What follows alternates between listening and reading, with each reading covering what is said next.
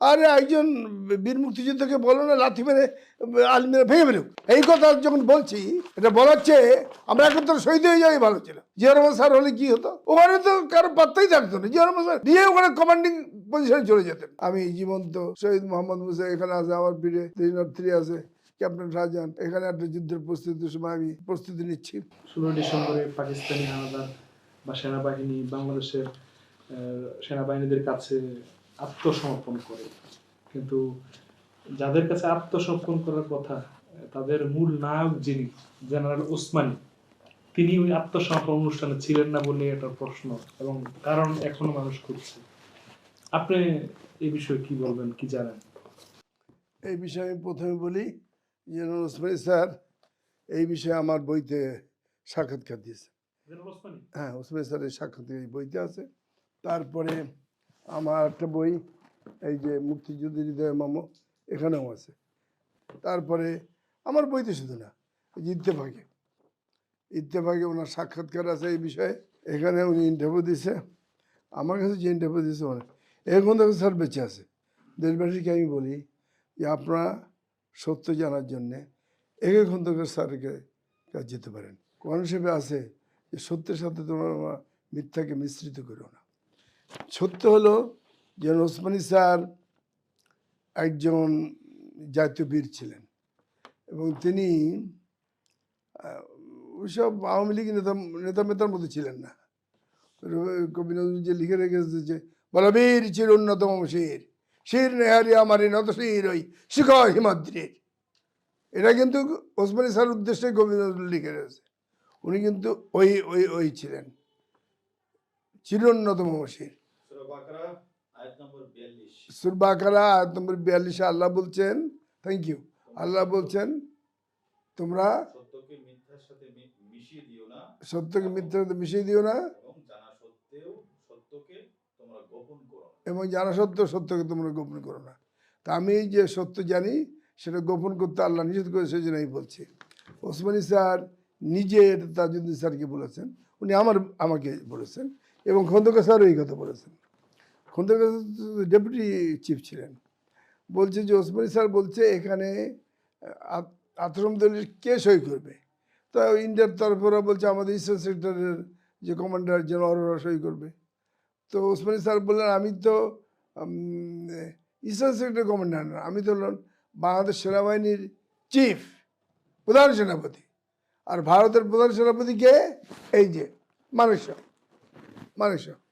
তাহলে আমি আমার ওসমানী স্যার আর মানেকশার পদমর্যাদা সমান সমান। যদি মানেকশা সই করতে যায় ওসমানী স্যার যাবে, মানেকশা না গেলে ওসমানী স্যার যাবে না, ন্যাচারালি। কেননা দুইজন সমকক্ষ না হলে কি করে সই করে? একদলীয় সমকক্ষ হতে হবে। তো উনি বলছিলেন আমি তো কিছুতেই যাবো না, কারণ আমি তো অরোরা সমকক্ষ না। এবং সেই জন্য কিন্তু ওনার ডেপুটি চিফ কে ছিল? এই খন্দকার স্যারকে পাঠানো হয়েছিল ওই আত্মসমর্পণ অনুষ্ঠানে। কিন্তু এখানে আমি আজকে ওই খন্দকার স্যারের কাছে আমি মাপ চেয়ে বলছি, ওনার বেগম সাহেবকে বলছি আপনার ক্ষমা করে দেবেন, দেখেন আমার বয়স 73, আজ বেরকে আর মরে যেতে পারি, তো আমি সত্য কথা বলছি দেশবাসীর সামনে।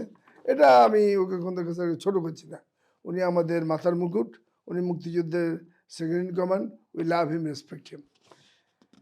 কিন্তু একে খন্দকার স্যারকে যখন সিদ্ধান্ত হলো একে খন্দকার স্যার আসবেন, ওনাকে যখন পাঠানোর সিদ্ধান্ত হলো, উনি 16 ডিসেম্বর সকালে ইনউইটওয়েল এই যে 13-14 থেকে বলা হচ্ছে তোমরা রেডি থাকবে, মাস্ট বি অন ইউর টোজ।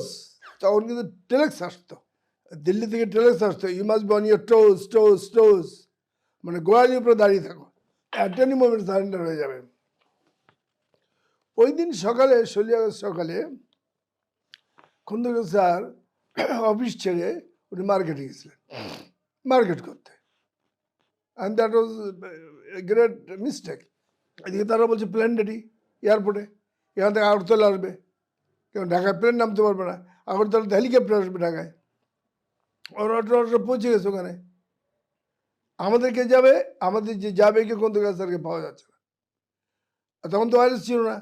তারপরে তাজউদ্দিন স্যার বললো কামি যেমন তুমি যাও, স্যার আমি তো সিভিল, আমি কী করে যাই? তারপর ওখানে চিফ সেক্রেটারি রুল কুদ্দুস সাহেব, তাদের রুল কুদ্দুস তুমি যাও। রুল কুদ্দুস সাহেব বলে, স্যার আমি সিভিলের, আমি কী করে যাই? আর্মির কাউকে যেতে হবে, যদি একে স্যারকে না পাওয়া যায় তাহলে কোনো সেক্রেটারি কমান্ডারকেও তাহলে হলেও তাকে দিতে হবে। এই করতে করতে খন্দকার স্যার এসে বুঝিয়েছে তাকে। তাজউদ্দিন স্যার তো খুব গম্ভীর মানুষ ছিলেন, ওকে এই কামরুজ্জামান স্যার ওকে যাচ্ছে তাই বললো, যা বলার বললো। তারপরে তাজউদ্দিন স্যার বলছেন আপনি ইনফর্মের, উনি উপরে গেল। ইউনিফর্ম, এই যে দেখেন, আপনি যদি এখানে দেখেন সারেন্ডার সেরিমনির অনুষ্ঠানটা যদি দেখেন, সারেন্ডার সেরিমনির ছবিটা যদি দেখেন, এখানে উনি আছে উইদাউট ইউনিফর্ম। ফলে he was unrecognized by the uniform people. Without uniform আসছিলেন সারেন্ডার সেরিমনিতে। ফলে উনি অফিসারদের ধাক্কা খেয়ে পিছনের দিক চলে যান এবং উনি কিন্তু ওখানে ওনার কিন্তু পজিশনটা ঠিক ছিল না।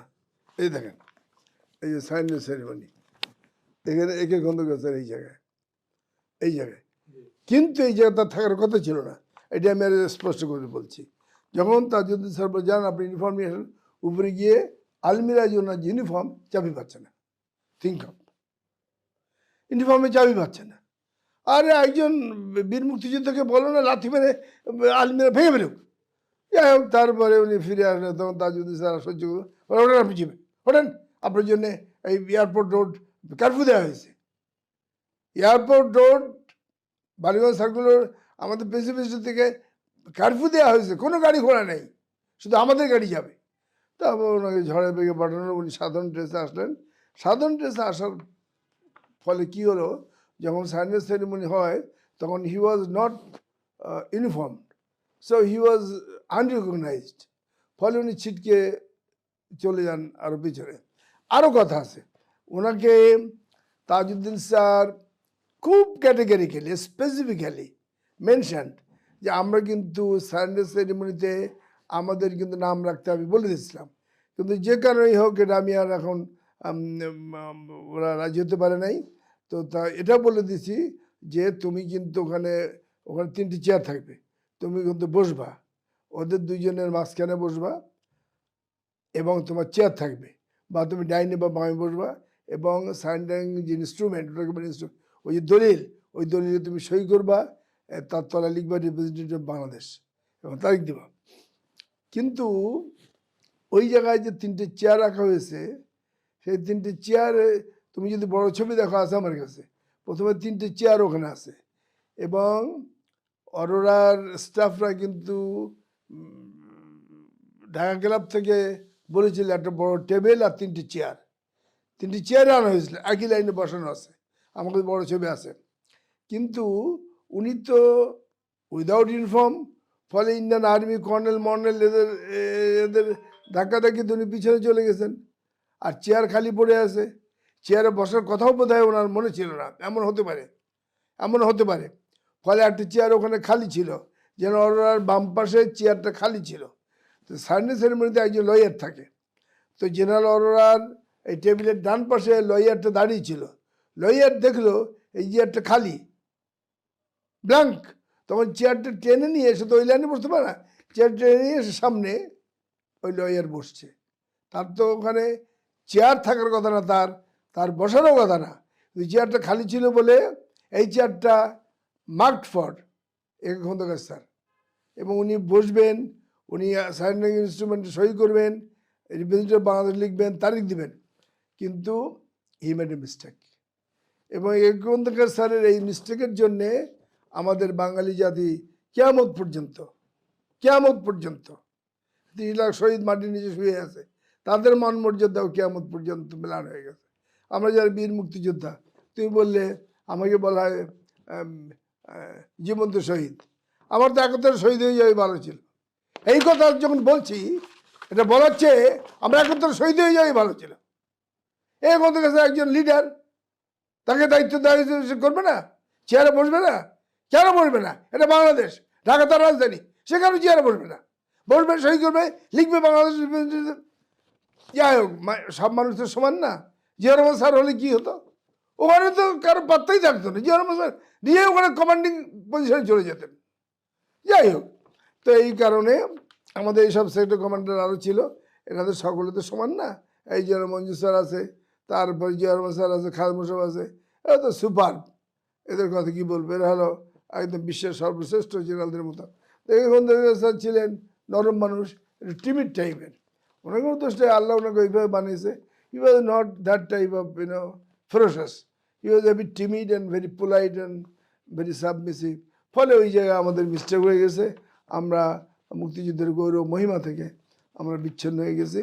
এই পরাজয় আমাদের কিয়ামত পর্যন্ত এটা সইতে হবে।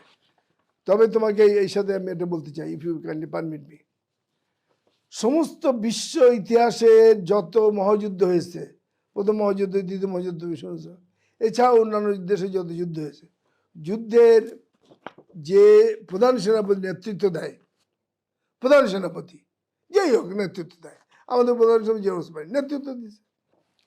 তার নেতৃত্বেই আমরা বাংলাদেশের যুদ্ধ 16 ডিসেম্বর বিজয় লাভ হয়েছে, এবং তার অধীনে আমাদের একজন সেক্টর কমান্ডার যুদ্ধ করেছে, তার অধীনে আমাদের সাত বীর শ্রেষ্ঠ যুদ্ধ করেছে, তার অধীনে আমি আমি জীবন্ত শহীদ মোহাম্মদ মুসা এখানে আছে, আমার পিঠে 303 আছে, ক্যাপ্টেন শাহজাহান, এখানে একটা যুদ্ধের প্রস্তুতির সময় আমি আমি প্রস্তুতি নিচ্ছি।